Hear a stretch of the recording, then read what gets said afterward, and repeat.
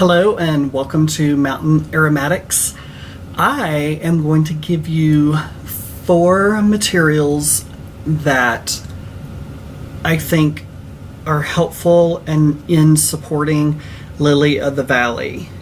And the other name that you will see for Lily of the Valley is it's French and I hate pronouncing it because I don't know French.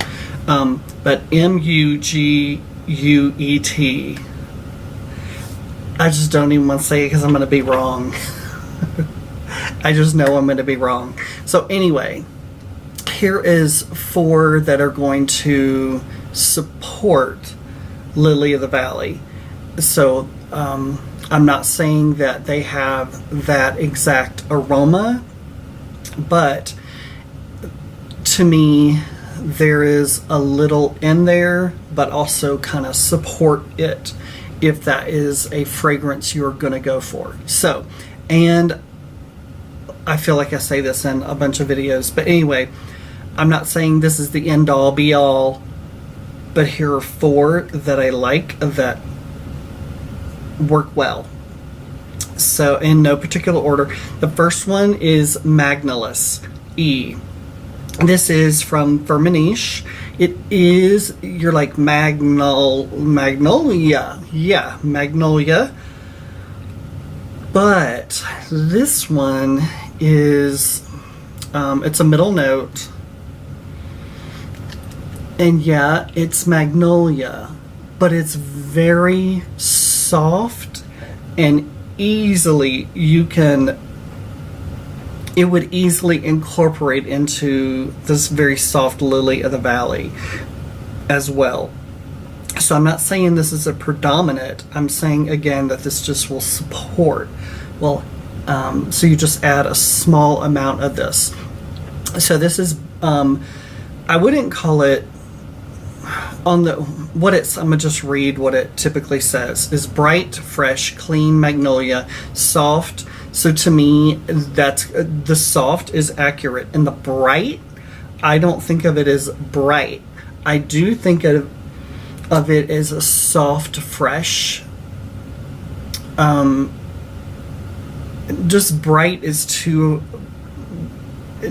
it just doesn't, it's not that bright.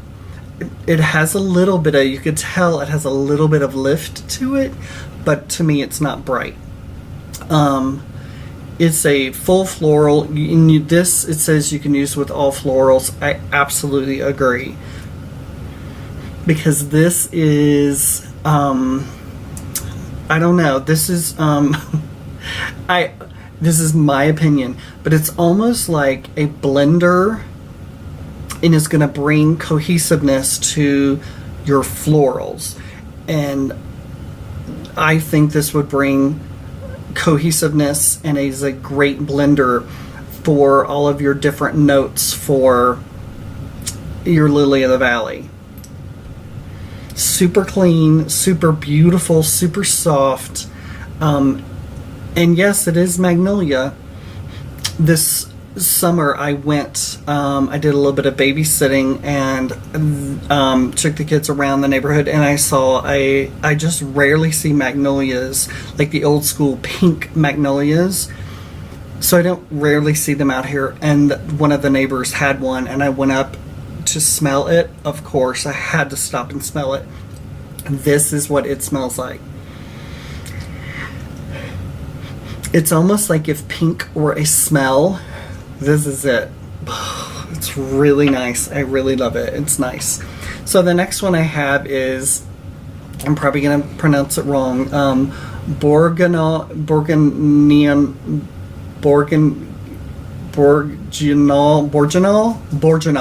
I think that's it. It's from Givaudan. This is Lily of the Valley Floral Green, fresh, powerful. It's diffusive and watery. So this is one that does crystallize a little bit. So you might have to heat it up just a little bit. You can tell it kind of crystallizes. It does. It doesn't get like a hard crystal, but it does crystallize some. This is almost bubbly. It's like Lily of the Valley that is effervescent, clean. To me, this is more bright, in my opinion. And it's diffusive. If you want something diffusive, this is it. It is Lily of the Valley. It just is gonna support. This is just gonna give you, if you need the diffusiveness and the lift and the little bit of bubbliness for your Lily of the Valley, this is the one to go for. I'm gonna just spell it really quick, just so you'll have it. Bourgonal.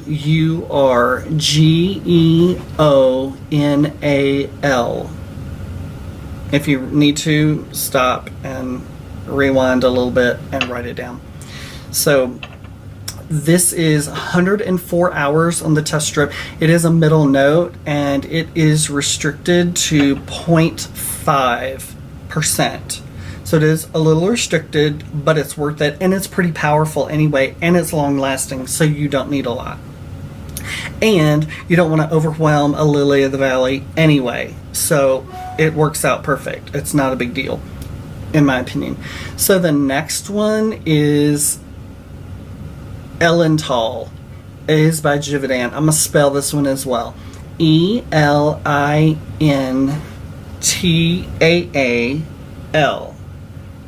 Again, by Givaudan. It is a middle note. It's 24 hours on the test strip.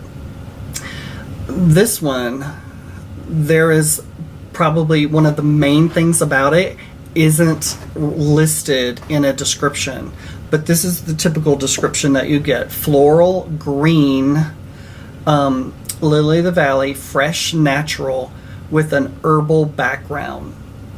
Now, I will tell you easily, this is aldehydic. And aldehydic in the sense of like C12MNA, but not so strong, because I can stick my nose in it and smell it, and I'm not like, oh my god, overwhelmed. And this is at 100%. So if you think about having a Lily of the Valley that is with some green in it, that has been some aldehyde, like aldehyde C12MNA, not the rose, I know that's a little rosy, but if it were Lily of the Valley, if you added it into here enough where it's not overwhelming, or a little amount where it's not overwhelming, where you can smell it, this is it. It's perfect. But aldehydic is not in the description. I'm telling you, it's in here. It is one of the first things you would say to describe it, is it is aldehydic, but it's not overwhelming. And to me, this is one of those things where I would have wanted to know. So, hence, this is why I do these videos. It is beautiful. It's really nice, and if you want an aldehydic note that's not overwhelming in your Lily of the Valley, here you go. That's why I picked it out, because it's just very different. So I gave you something to make your Lily of the Valley aldehydic, and I gave you something to make your Lily of the Valley to be a little more diffusive and even slightly bubbly. I know that's weird, but it's true. If you get it, you'll know what I'm talking about. It's just like this effervescent almost. But anyway, that's this one. So the next one is, I picked, these have funky names, all of them, but so this one is Scolaturolate. It's by Anish. I'm going to spell it. It's a long one, so here we go. SCLAREOLATE.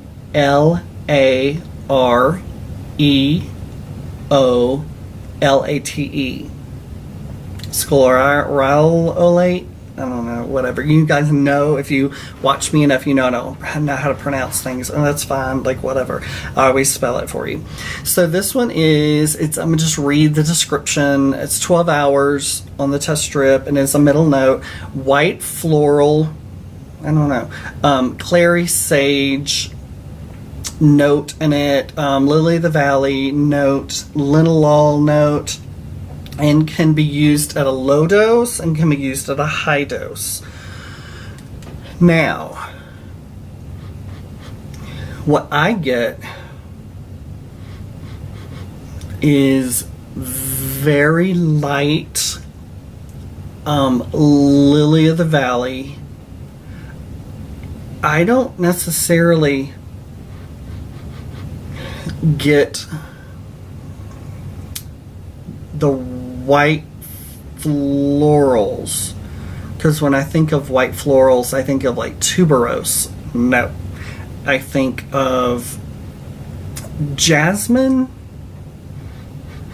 This could go with jasmine, but it does not remind me of, oh, I get a little bit of jasmine in here. It doesn't remind me of that. It's more softer lily of the valley or magnolia.